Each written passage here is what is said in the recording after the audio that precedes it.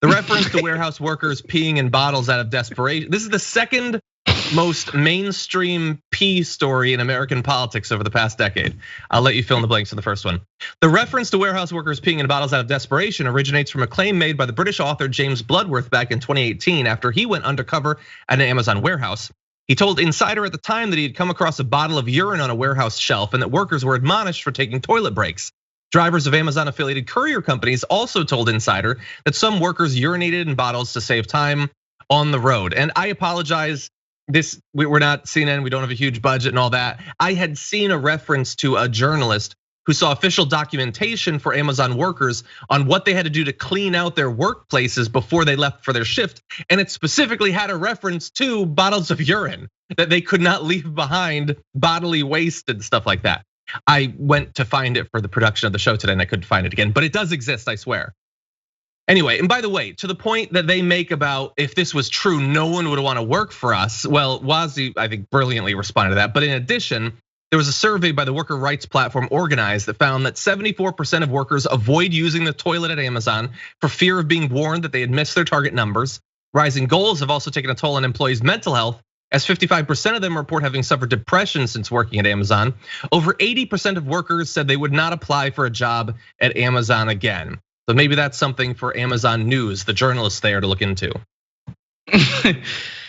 These people have a lot of nerve. It's amazing. And the part about mental health I think is important, is an important note, right?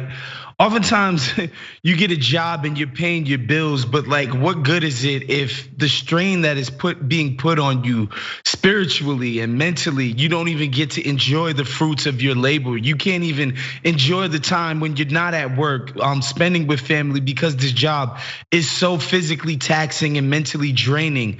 That becomes its own other thing in and of itself. So, the conditions are such that they treat workers as if they are literally robots. They literally say the only reason you guys are here is because we can't get robots that know how to pick things up. We haven't invented those robots yet.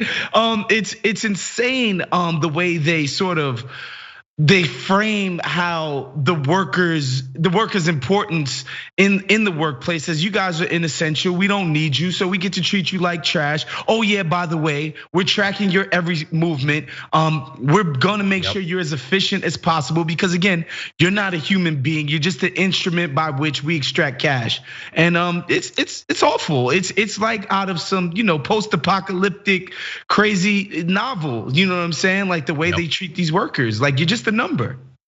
Yeah, as soon as they are able, like that guy will say, like, screw Bernie Sanders, we love our workers. If he could make a robot today that would duplicate it, he would put it in there. Even if the robot had to urinate oil every once in a while, he would replace it with the robot.